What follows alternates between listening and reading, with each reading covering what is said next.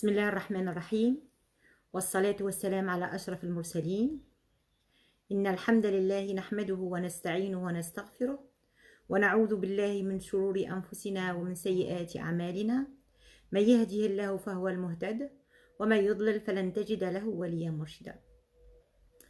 La semaine dernière, nous avons commencé un sujet qui était la dua, l'invocation exaucée, l'invocation et l'invocation exaucée. Donc là, Inch'Allah, nous allons parler de ad-dua al-mustajab, l'invocation exaucée. L'invocation exaucée, bien entendu, il lui faut des conditions pour qu'elle soit. La première des choses, c'est d'être en entière confiance, d'avoir confiance d'une façon complète en Allah subhanahu wa ta'ala. Il est digne de tout croyant d'avoir confiance en Allah subhanahu wa ta'ala dans toutes les situations et de remettre ou se remettre à lui dans tout. Confiance en Allah subhanahu wa ta'ala est une condition pour que nos invocations, Inch'Allah, seront exaucées. Ça, c'est la première des choses. Et comme on a dit que dua, c'est un acte d'adoration, donc, à travers l'invocation, nous attestons l'unicité d'Allah subhanahu wa ta'ala, notre reconnaissance en l'unicité d'Allah subhanahu wa ta'ala, et nous montrons notre besoin de Dieu. Nous avons besoin de lui, de son soutien, de son appui, de tout ce qu'il pourra nous apporter. Donc là aussi, ce sentiment, il doit être là. Ne jamais penser qu'Allah subhanahu wa ta'ala ne peut pas exaucer telle ou telle invocation. Non. Il n'y a rien qui est très grand pour Dieu. Ça veut dire quoi? Ça veut dire qu'Allah subhanahu wa ta'ala, il est capable de tout exaucer. Tout dépend de nous et de notre détermination, de notre confiance en Allah subhanahu wa ta'ala, de notre sincérité et bien entendu de notre droiture. Parce que les choses qui peuvent empêcher qu'une invocation soit exaucée, c'est qu'on est tordu, qu'on n'est pas sur le droit chemin, ou qu'on ne fait pas attention, on se limite pas dans tout ce qui est interdit, dans tout ce qui est haram. Non, on se permet de toucher, de mélanger haram et halal. Non, ça c'est quelque chose de très grave que nous devons essayer de l'éviter. Ça veut dire quoi? Ça veut dire que je veille à ce que ma vie, à ce que tout ce que je fais soit licite. Et tout ce qui est interdit, j'essaye, je fais de mon mieux pour l'éliminer de ma vie, pour l'éviter, pour ne pas y tomber. L'invocation exaucée, elle a des moments qui sont plus propices que d'autres. Alors, parmi les moments propices pour faire des invocations, nous avons déjà pendant la prière. Pendant la prière, il y a des stations où la dua a plus de valeur et est plus exaucée que d'autres moments. Lorsque on est dans un état de prosternation, le prophète sallallahu alayhi wa sallam, il dit que le serviteur de Dieu, il est le plus proche de son Seigneur lorsqu'il est soujoud, prosterné. Donc, alors, le prophète, il dit, il continue dans son hadith, alors, multipliez les invocations. Il nous ordonne de multiplier les invocations dans cette posture. Excusez-moi déjà avant.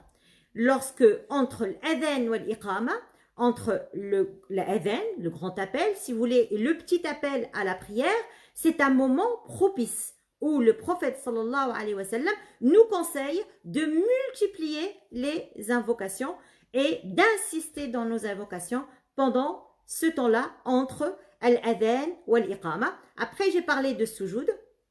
Donc, c'est un moment où le prophète sallallahu alayhi wa sallam nous conseille de multiplier nos invocations. Ainsi, il y a un moment que peu de personnes le font ou le savent déjà, c'est avant de dire assalamu alaykum, après tashahhud, et avant de dire assalamu alaykum, le prophète sallallahu alayhi wa sallam nous dit que c'est un moment très important, alors implorez votre Seigneur pendant ce temps-là avant de faire salam et d'arrêter ou de finir la prière. Donc là, on est dans la prière. Bien entendu, vous savez aussi que pendant le pèlerinage, il y a beaucoup de stations où les invocations sont exaucées, notamment lorsque on est sur le mont Arafat, les invocations sont exaucées. Lorsque on descend à Muzdalifa, le jour de l'Aïd, le jour de l'Aïd, là, on stationne à Muzdalifa, et puis après, on va revenir à Minan.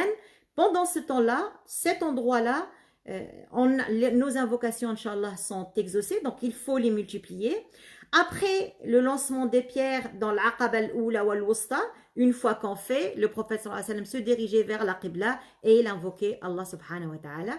Donc, pendant la prière, on a vu, pendant le pèlerinage aussi, lorsqu'il montait sur le mont, le mont de As-Safa ou Al-Marwa, à chaque fois qu'il arrive à Safa, il va se retourner vers la Qibla et il invoque Allah subhanahu wa ta'ala. Et lorsqu'il arrive à Al-Marwa, pareil, il se dirige vers la Qibla et il fait les invocations. Donc on voit qu'il y a une multitude, mais maintenant on n'est pas en pèlerinage, on est chez nous. Est-ce qu'on a d'autres moments où nos invocations sont exaucées? Oui, bien entendu que oui. Alors, le vendredi, le prophète sallallahu alayhi wa sallam, il dit, il y a une heure où les invocations ne seront jamais refusées. On nous dit que lorsque l'imam, il monte sur le minbar, sur le chair, jusqu'à ce qu'il descende. Ça, c'est un moment approprié pour implorer et faire des invocations. On dit aussi qu'à la fin de la journée, juste avant le Maghrib, il faut savoir profiter de ce moment pour invoquer Allah subhanahu wa ta'ala le jour du vendredi, avant le coucher de soleil, prendre un petit moment, un petit instant et se diriger vers Allah subhanahu wa ta'ala pour l'implorer du plus profond de nous-mêmes, bien entendu, toujours avec beaucoup de sincérité. Il y a des invocations autres qui sont exaucées. L'invocation du jeûneur, et nous le sommes maintenant. L'invocation du jeûneur, elle est exaucée. L'invocation du voyageur, elle est exaucée. Lorsqu'on est en voyage, il faut user de l'invocation de dua et invoquer Allah subhanahu wa ta'ala sans limite. D'accord? Donc, l'invocation du voyageur, il faut savoir en profiter. Il y a l'invocation du parent. Le parent, lorsqu'il invoque la mère ou le père, lorsqu'il invoque Allah subhanahu wa ta'ala pour leur enfant, leur invocation est certainement exaucée. Donc là, qu'est-ce qu'on gagnera, qu'est-ce qu'on va gagner en multipliant les invocations pour nos enfants? D'ailleurs, nous avons des invocations dans le Coran, que lorsque il dit Allahumma ja'alni muqima as-salati wa min dhurriyyati. Seigneur, fais en sorte qu'on soit les gens qui vont célébrer la prière, qui vont faire la prière avec tout ce qu'il faut, comme présence du cœur, et en même temps, tu invoques Allah subhanahu wa ta'ala pour que toi, tu sois parmi les gens qui célèbrent la prière, mais aussi que tes enfants le font. Que tes enfants soient bien guidés, que tu sois et la réussite, Inch'Allah, dans cette vie ci-bas et dans l'au-delà, et ainsi de suite. Donc, nous pouvons multiplier les invocations pour nos enfants et certainement, ces invocations seront exaucées. Mais aussi, c'est la même chose, l'enfant qui peut implorer Allah subhanahu wa ta'ala pour ses parents. On dit, le hadith prophétique, il dit, lorsque la personne décède, meurt, ses actions s'arrêtent, sauf de 3 choses. Parmi ces 3 choses, un enfant ibn salih yad'u lah, un enfant bien guidé, un enfant pieux qui invoque Allah subhanahu wa ta'ala. Lorsque tu meurs, c'est une richesse que tu laisses derrière toi et qu'elle sera, Inch'Allah, profitable pour toi, même après ton décès, même après ma mort. D'accord? Donc, il y a un autre moment où nous, en vivant chez nous, ici, dans notre pays, on a la possibilité d'en profiter vraiment amplement. C'est lorsque la pluie tombe. Le prophète sallallahu alayhi wa sallam, il dit, un dua qui est fait sous la pluie, lorsque la pluie tombe, est un dua exaucé. Lorsque la nuit, tu te réveilles, tu dors, et tu te réveilles la nuit, comme ça, pour se retourner sur l'autre côté. Alors le prophète, il nous donne une clé d'une dua exaucée. Il nous dit, si tu dis La ilaha illallah wahdahu la sharika lah Lahul mulku wa lahul hamd, yuhyi wa yumit, wa huwa ala kulli shay'in qadir. Celle-là, on la connaît, je l'avais écrit auparavant. Et tu rajoutes wa subhanallah, walhamdulillah, wa la ilaha illallah, wallahu akbar, wa la hawla wa la quwwata illa billah. Et tu invoques Allah subhanahu wa ta'ala de ce que tu veux. Dieu, Inch'Allah, certainement va répondre à ta demande. Donc là, c'est une opportunité. Il y a une autre opportunité. Le dernier tiers de la nuit. Un hadith prophétique nous dit que toutes les nuits, au dernier tiers, Allah subhanahu wa ta'ala descend dans notre ciel et dit: qui veut m'implorer, je suis là pour le répondre. Qui veut me demander quelque chose, je suis là pour lui donner. Qui veut me demander pardon, je suis là pour lui pardonner. Alors imaginez, toutes les nuits, Allah subhanahu wa ta'ala fait cet appel. Est-ce qu'on peut être parmi les personnes qui vont répondre à cet appel pour l'implorer, pour l'invoquer ou pour lui demander pardon? Il y a une dua qui m'est très chère et qui est très chère à Allah subhanahu wa ta'ala. C'est ce qu'on appelle ad-dua ala dhahr al-ghayb. Ça veut dire quoi? Ça veut dire invoquer un bien, le bien, pour quelqu'un qui n'est pas avec toi. Il n'est pas là. J'ai une amie qui est malade et que je pense à elle et j'implore de plus profond de moi-même sa guérison à Allah subhanahu wa ta'ala. Je lui demande de lui donner la guérison complète. Elle n'est pas là.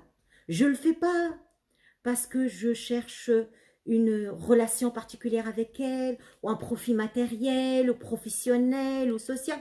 Je ne cherche rien. C'est uniquement par amour d'Allah subhanahu wa ta'ala, parce que cette personne, je l'aime pour Allah subhanahu wa ta'ala. Et je le fais. Ben, si je le fais, vous savez, il y a un ange qui est là, il dit Amin, et tu auras la même chose. Pourquoi l'invocation à la dhahr al-ghayb, elle est valorisée par Allah subhanahu wa ta'ala? C'est comme tous les actes, comme toutes les actions où son bien, leur profit dépasse leur hauteur. C'est-à-dire, tu vas faire quelque chose, mais ça ne se limite pas à toi, son bienfait. Son bienfait, il va arriver à d'autres personnes. Notamment là, dans l'exemple que j'ai donné dans la dua pour mon ami, ala dhahr al-ghayb, elle va me dépasser moi, elle va arriver à mon ami. Il va être comblé, Inch'Allah, par les bienfaits d'Allah subhanahu wa ta'ala. Ben pourquoi ça a autant de valeur? Parce qu'Allah subhanahu wa ta'ala aime qu'on ait cette attitude, ce sentiment noble de vouloir le bien, aussi bien pour nous que pour les autres. Aussi bien pour nous-mêmes que pour les autres. Parce qu'on répond à une condition de foi où le prophète sallallahu alayhi wa sallam, il dit « Nul n'est croyant jusqu'à ce qu'il aime pour son frère ce qu'il aime pour lui-même. » Donc on voit la noblesse de tes sentiments lorsque tu fais une invocation pour quelqu'un d'autre qui n'est pas là, qui n'est pas devant toi. La noblesse de tes sentiments, bah, ils sont valorisés par Allah subhanahu wa ta'ala, estimés par Allah subhanahu wa ta'ala, et tu seras récompensé pour cela en ayant toi-même le même bien. Donc, multiplions les invocations pour les autres personnes qui sont autour de nous. Et ceci montre à quel point on est bon, à quel point on est bien, à quel point nous sommes sur la bonne voie. Parce qu'on a su dépasser notre égoïsme, notre jalousie, nos sentiments négatifs. On a su les dépasser pour installer d'autres types de sentiments. L'altruisme, l'amour de l'autre, aimer le bien pour l'autre, être joyeux pour la joie de l'autre, être chagriné par le chagrin de l'autre.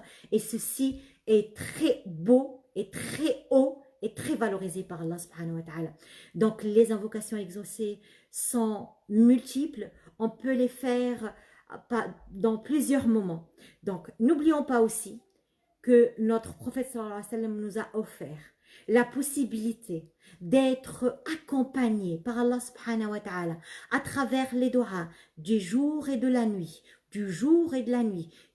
qu'on peut faire, nous avons la possibilité, la capacité de orner notre vie avec les doigts prophétiques. Et lorsque nous faisons les doigts prophétiques ou les doigts divins, nous avons double récompense. Dans les prophétiques, nous avons la récompense de l'invocation en elle-même et nous avons la récompense d'avoir suivi notre maître bien-aimé Muhammad sallallahu alayhi wa sallam. Lorsque nous faisons les doigts coraniques, les doigts divins, ben nous avons la possibilité d'avoir les bienfaits de cette invocation, que ce soit l'invocation prophétique ou divine. Ils sont les meilleures invocations. Parce qu'Allah subhanahu wa ta'ala, il sait ce qui est meilleur pour nous. Son prophète sallallahu alayhi wa sallam, qui a appris de son Seigneur, il sait ce qui est meilleur pour nous. Et il a l'art de savoir le dire. Le prophète sallallahu alayhi wa sallam, et bien entendu, les paroles d'Allah subhanahu wa ta'ala sont les plus complètes. Donc, usons de ces invocations, ornons notre vie avec les invocations, et notamment les invocations exaucées, multiplions les invocations, ne soyons pas incapable, comme a dit le prophète sallallahu alayhi wa sallam, lorsqu'il dit l'incapable, c'est la personne qui est incapable d'implorer, d'invoquer Allah subhanahu wa ta'ala. Multiplions les invocations. Et là, nous arrivons, comme vous le savez, à la fin du mois de Ramadan. Et ça va être la période des récompenses qui s'ouvrent à nous. Donc, multiplions encore. Il ne nous reste que quelques nuits, pas grand-chose. Profitons jusqu'au bout, jusqu'à la dernière minute et jusqu'à la dernière minute de notre vie en fait. Parce que notre vie, elle est chargée d'opportunités où nous pouvons multiplier les actes de bien et multiplier les invocations pour nous-mêmes et pour nos proches et pour tous les croyants et les croyantes vivantes et vivants, et qu'Allah subhanahu wa ta'ala nous aide à être toujours avec lui, pour lui, vivre pour lui, être avec lui et avec les croyants qui sont semblables à nous, qui ont le même objectif que nous de la vie. Qu'Allah subhanahu wa ta'ala nous aide et nous comble de ses bienfaits. Amin. Wassalamu alaikum wa rahmatullahi ta'ala wa barakatuh.